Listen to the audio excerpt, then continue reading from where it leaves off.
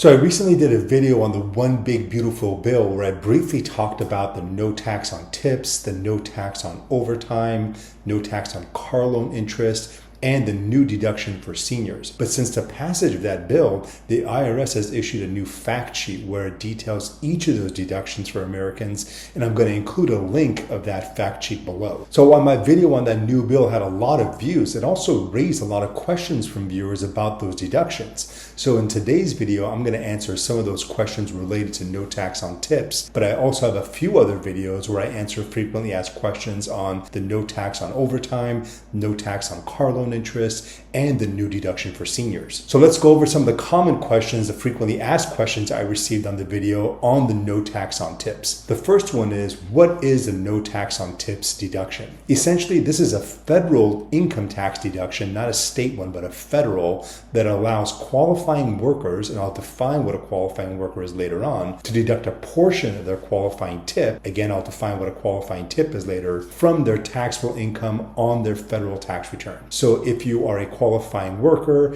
you received qualifying tips, you're able to deduct a portion of those tips on your federal tax return. So the next question is, when does this deduction actually go into effect? So the deduction is retroactive to January 1st of 2025. This means that it applies to the income that you earn in the year 2025 tax year. The next question is whether or not the no tax on tips is a temporary deduction or if it's a permanent deduction. And it's actually a temporary deduction that applies only in the tax years 2025 until 2028. After years 2028, the deduction no longer applies. So now let's go over what is considered a qualified individual to receive the tip deduction. You're considered a qualified individual if you're an employee or if you're self-employed and you receive qualified tips. Now it's important to note that if you are self-employed and you work in a profession that's known as a specified service trade or business, also known as an SSTB, and it's pretty commonly used under Section 199A. If you're not familiar with that 199A deduction, I did a separate video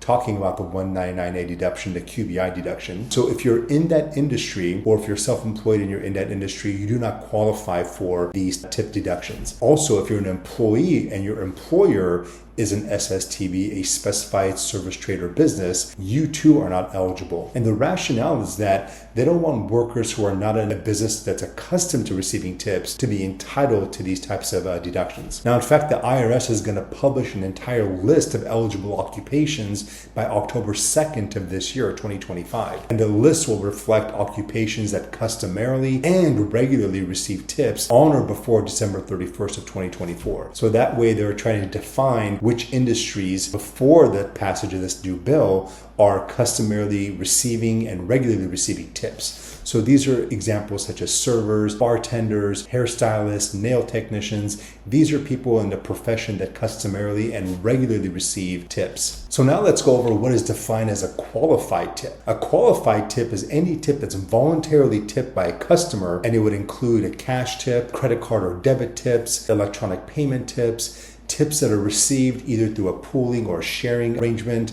Those are considered qualified tips. Tips must be voluntarily given by the customer. They cannot be subject to negotiation, and they are determined solely by the customer. So it cannot be influenced by any way by the employee. What's not considered a qualified tip are anything that's a mandatory service charge, like an automatic gratuity or an employer paid bonus or an incentive. So let's assume you're a qualified individual to receive the deduction and you receive qualified tips. What is the maximum limit that you're allowed to deduct of these tips? Well, the maximum you can deduct is $25,000 per year. And if you're self-employed, the deduction cannot exceed your net income from the business where you're earning tips from that business. Another question I received is if there are income limitations for claiming the deduction. And the answer is yes. The income deduction or the tip deduction phases out for high income earners. So the idea is that they don't want people who are high income earners to be able to take this deduction on their tax return. And you're considered a high income earner if you're single and your modified adjusted adjusted gross income is over $150,000 a year. If you're married filing jointly, your modified adjusted gross income cannot exceed $300,000 a year. Just like everything with the IRS, there's a phase-out limit, meaning if your income is above that phase-out limit, you're not eligible for the deduction. And the deduction is reduced by $100 for every $1,000 over that threshold. That means that the deduction shrinks as your income goes up. So for example, if you're a single filer and your income is $160,000 a year, your modified adjusted gross income,